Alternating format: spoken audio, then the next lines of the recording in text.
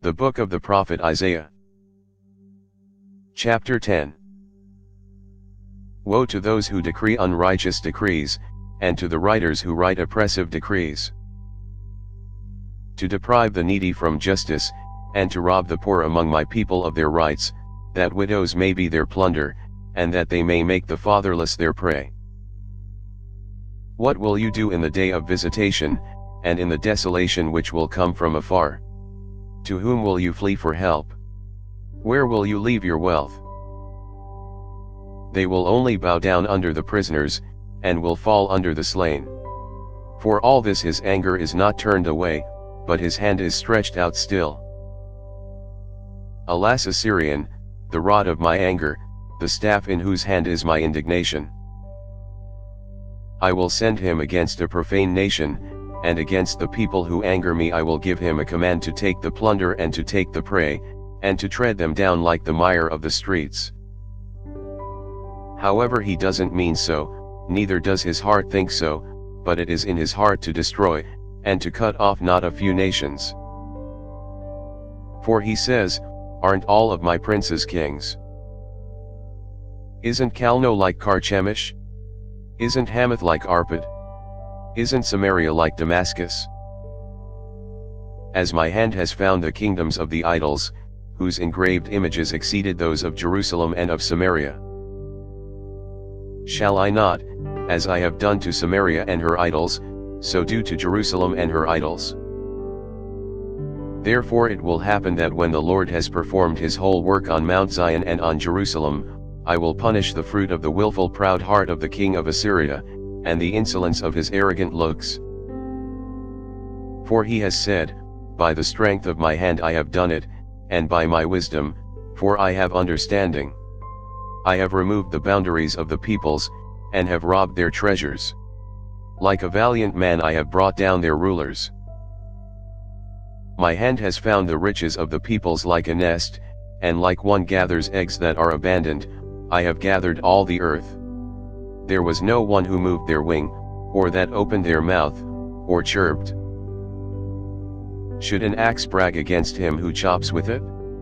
Should a saw exalt itself above him who saws with it? As if a rod should lift those who lift it up, or as if a staff should lift up someone who is not wood. Therefore the Lord, Yahweh of armies, will send among his fat ones leanness, and under his glory a burning will be kindled like the burning of fire. The light of Israel will be for a fire, and his Holy One for a flame, and it will burn and devour his thorns and his briars in one day. He will consume the glory of his forest, and of his fruitful field, both soul and body. It will be as when a standard-bearer faints. The remnant of the trees of his forest shall be few, so that a child could write their number. It will come to pass in that day that the remnant of Israel, and those who have escaped from the house of Jacob will no more again lean on him who struck them, but shall lean on Yahweh, the Holy One of Israel, in truth. A remnant will return, even the remnant of Jacob, to the mighty God. For though your people, Israel, are like the sand of the sea, only a remnant of them will return. A destruction is determined, overflowing with righteousness. For the Lord, Yahweh of armies, will make a full end, and that determined, throughout all the earth. Therefore the Lord, Yahweh of armies, says, my people who dwell in Zion, don't be afraid of the Assyrian, though he strike you with the rod, and lift up his staff against you, as Egypt did. For yet a very little while, and the indignation against you will be accomplished, and my anger will be directed to his destruction. Yahweh of armies will stir up a scourge against him, as in the slaughter of Midian at the rock of Oreb. His rod will be over the sea, and he will lift it up like he did against Egypt.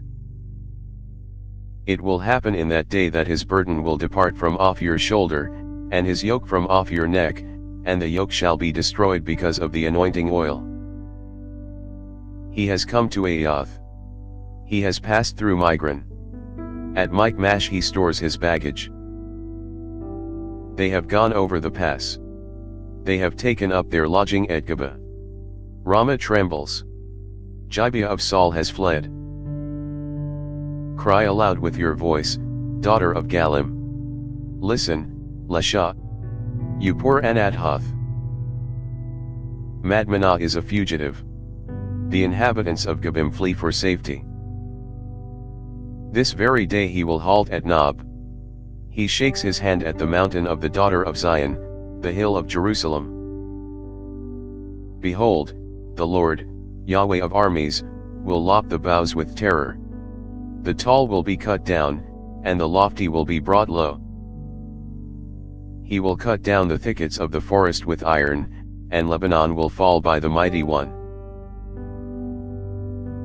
Thanks for listening. If you liked our video, give us a thumbs up and subscribe, it really helps.